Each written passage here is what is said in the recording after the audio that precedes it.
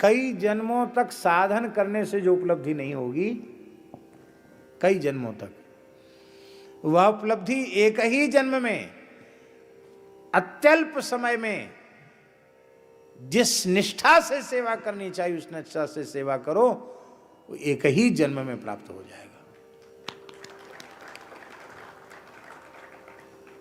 सेवा की बड़ी भारी महिमा है। सेवा के ऊपर एक वृंदावन के रसिक आचार्य हुए हैं, श्री स्वामी हरिदास जी की परंपरा के श्री स्वामी भगवत रसिक देव जी।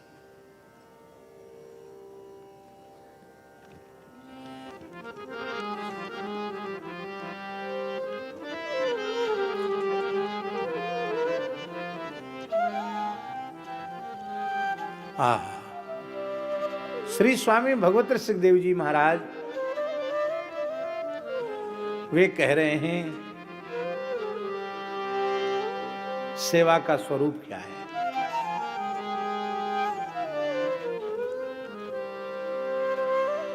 रुचि ले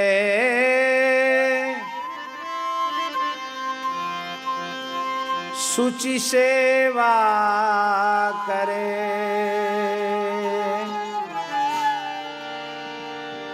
सेवक कहिए सोए।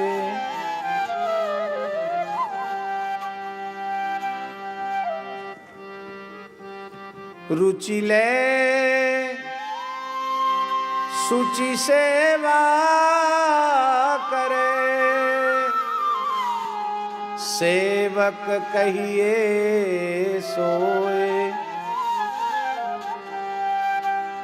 तन मन धन अर्पण करे, रहे अपन को खोए। कितनी प्यारी बात है। सबसे पहले सेवक का धर्म है सेव्य की रुचि का विचार करे। रुचि ले शुचि सेवा, रुचि सेवा और शुचि सेवा। महाराज जी, सेवा में कामना आई नहीं कि पवित्र से पवित्र सेवा अशुचि होगी। सेवा का फल सेवा, कोई कामना नहीं, न भोग की न मोक्ष की, सेवा। अरे भगवान खुद कह रहे हैं, सालोक्य सार्ष्टि सामीप्य सारूप्यैकत्वमप्युत दीयमानम न गृह्णन्ति विना मत सेवनम जना। ये उत्तम सेवा है, कोई कामना नहीं। सेवा का फल सेवा है, सेवा का और कोई फल नहीं है। रुचि ले शुचि सेवा करे, रुचि पूर्वक सेवा करे, स्वामी की रुचि का विचार करे और निष्काम सेवा करे। सेवक कहिए सोए, तन मन धन अर्पण करे। अपना कुछ बचाकर न रखे, अपना सर्वस्व गुरुदेव के चरणों में, उपासक के चरणों में, सेव्य के चरणों में अर्पित कर दे। और अर्पण करने के बाद रहे, निकट रहे। कैसे रहे? अपन पो खोए। अपन पो खोए का अर्थ है महाराज जी, बहुत से लोग तन मन धन सब अर्पित तो कर देते हैं संतों के, गुरु महाराज के चरणों में, और जब लोग आते हैं दर्शनार्थी तो उनसे कहते हैं कुछ नहीं था गुरु जी के पास, ऐसी टपरिया में आके बैठे थे। ये सेवक सब जमीन खरीदी, ये बना दिया। यहां की एक एक कील इस सेवक की लगाई हुई है। आपके ही मुखारविंद से एक बार सुना था कि कोई महात्मा थे, बहुत अमीर घर के थे, वैराग्य हो गया, घर छोड़ दिया। तो बात बात में गुरु भाइयों में झगड़ा होता तो कहते, अरे हम ऐसे वैसे भूखे नंगे घर के नहीं हैं, ऐसे साधु नहीं बने हैं, लाखों की संपत्ति पर ठोकर मार के आए, लात मार के आए। तो गुरु महाराज ने कहा कि बच्चा अभी लात छूटी नहीं है, लात वहीं की वहीं चिपकी हुई है। कहां छूटी लात? सर्वस्व समर्पण करने के बाद फिर ये अहंकार न रहे कि मैंने किया, मेरे द्वारा कुछ हुआ। इस पद्धति से गुरु सेवा में रहेगा तो रहे अपन पो खोए, द्रवे तब हरि गुरुदेवा। कुछ करना नहीं पड़ेगा, द्रवे द्रवित हो जाएंगे, प्रसन्न हो जाएंगे। और अन्न मांग्यो सब मिले, कुछ मांगना नहीं पड़ेगा, सब कुछ प्राप्त हो जाएगा। जान ले वे सुचि भेवा, परमार्थ के सारे पवित्र भेद उसको अपने आप ज्ञात हो जाएंगे, सारे रहस्यों का बोध हो जाएगा। इतना ही नहीं महाराज जी, संचित क्रिय प्रारब्ध कर्म सवे जाय मुचि। सेवा से संचित नष्ट हो जाए, क्रियमाण का बंधन समाप्त हो जाए, इसमें बहुत आश्चर्य नहीं है। पर एक भगवत प्राप्त पुरुष की वाणी है, वे कहते प्रारब्ध भी नष्ट हो जाता सेवा से। वो अपनी त्याग तपस्या से भी प्रारब्ध नष्ट नहीं होता, पर सेवा इतनी ऊंची वस्तु है कि सेवक के प्रारब्ध का भी क्षय हो जाता है। ऐसे कितने उदाहरण हैं। स्वामी ने सेवक के प्रारब्ध को अपने ऊपर ले लिया। चित्रकूट में सिद्ध संत थे श्री सद्गुरु रणछोड़दास जी महाराज, सिद्ध पुरुष थे, जिन्होंने अपने अनुभूति ग्रंथ में लिखा है कि श्री कृष्णदास पयोहारी जी महाराज मुझे रेवासा स्थान लेकर के गए थे और मैं 10-12 वर्ष तक पयोहारी जी के साथ रेवासा धाम में निवास किया। अपनी अनुभूति की पुस्तक में रणछोड़दास जी लिख रहे हैं। सिद्ध पुरुष थे और चित्रकूट में जब वो साधन करते थे तो केवल एक ही शिष्य था उनकी सेवा में, विलक्षण शिष्य था। ऐसा समझो जैसे काया की छाया। तो महाराज कठोर साधन करते थे। प्रारब्ध तो प्रारब्ध है।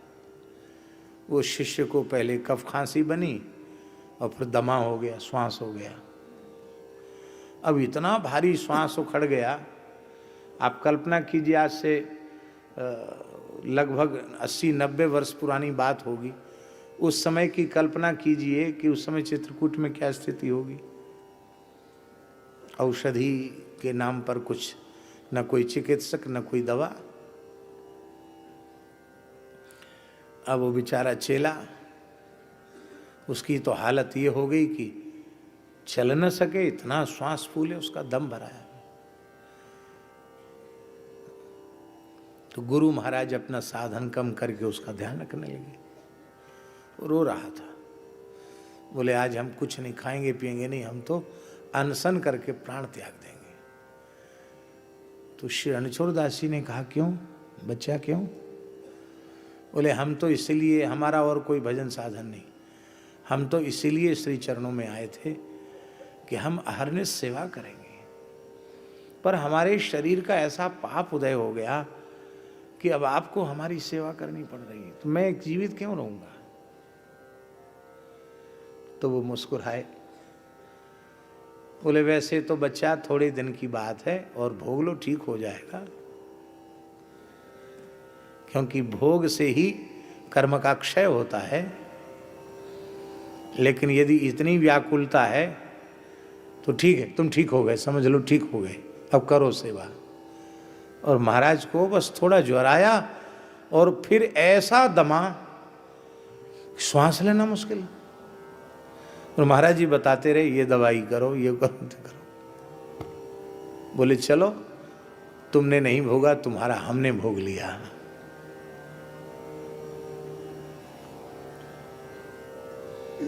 चलो ये बात तो पुरानी है।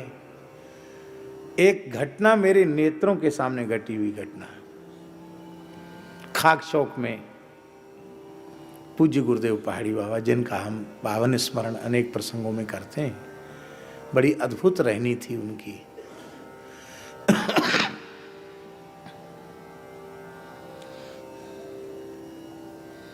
सर्वभूत हिते रताः के वे। पापा, मैग्नीफाइंग ग्लासेस डिटेक्टिव के लिए होते हैं, आपके लिए नहीं। बेटा, इन आंखों से अब बारीक अक्षर पढ़े नहीं जाते। सर्वभूत हिते रताः के वे मानव प्रतीक ही थे।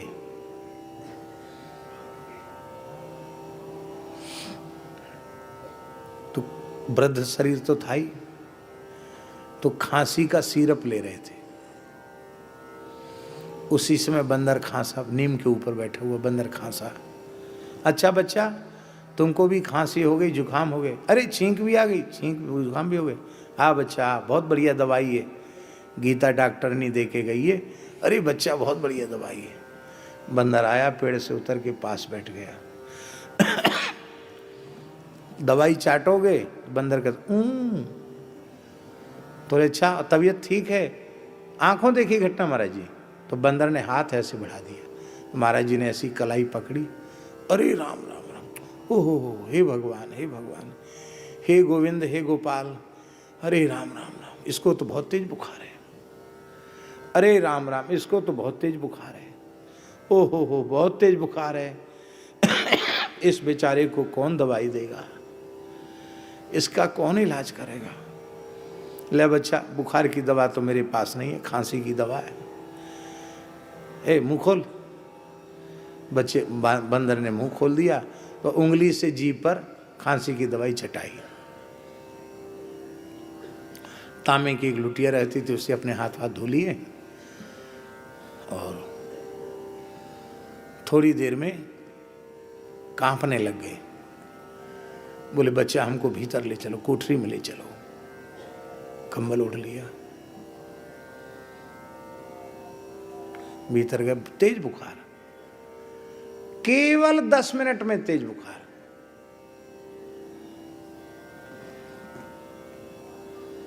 पूरी रात बुखार रहा, पूरे दिन बुखार रहा।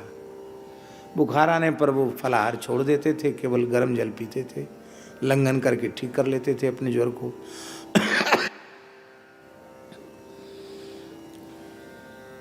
बाद में बोले, हमसे बोले देखो, बंदर की खांसी तो दवाई खाने से ठीक हो गई और बुखार हमने भोग लिया, बंटवारा कर लिया और हमारा भी बुखार उतर गया, बंदर भी ठीक हो गया। अब सोचो, बंदर से उनका कौन सा स्वार्थ था और बंदर भला किसकी क्या सेवा करने वाला है। आज सवेरे सवेरे महाराज जी 5 बजे, 5 साढ़े 5 बजे हजारों गलगलिया चिड़िया आती, उनके दरवाजे पर पंजा और चोंच से प्रहार करने लग जाती, चीची चीची करने लग जाती। तो जैसे ही गेट अपना खोलते, कक्ष का द्वार खोलते, सैकड़ों हजारों चिड़िया भीतर, कोई गोद में बैठी, कोई यहाँ बैठी, कोई जटाओं पर बैठी, और सबको नमकीन खिलाते थे महाराज जी अपने हाथ से। तो बढ़िया गाय के घी का नमकीन प्राय तेल में ही लोग करते हैं। महाराज जी की लीला, वो उमंग नाम का बढ़िया कंपनी का घी आता था, उस घी में नमकीन बनाते थे। तो एक दिन तेल में बना दिया, तो जैसे ही डिब्बा खोल के नमकीन बिखेरा, चिड़िया नाराज हो गई, नहीं खाया उन्होंने नमकीन। हमारा नाम लेके बोला, अमुकदास, हमारा जी, देखो बच्चा, साधु की जबान नहीं बिगड़ती है, ये पक्षी हैं, इनकी जबान बिगड़ गई। नाराज होके चली गई, कहती हैं कि घी का माल खाएंगी, तेल का नहीं। राम राम राम राम, बेचारी इतनी आई थी, इनकी आज भिक्षा नहीं हुई। आंख में आंसू आ गया। बोले जा बुला के लाओ। अब मैं कैसे बुलाऊं चिड़ियों को? जा बुला के लाओ, महाराज बुला रहे हैं। हमने कहा आओ आओ चिड़िया, महाराज जी बुला रहे हैं। फिर चिड़िया आ गई। तो एक डिब्बा भर के किशमिश रखे थे, अच्छा माल खिलाते हैं, लो किशमिश खाओ, किशमिश खाओ, किशमिश फैला दिया, किशमिश खाई।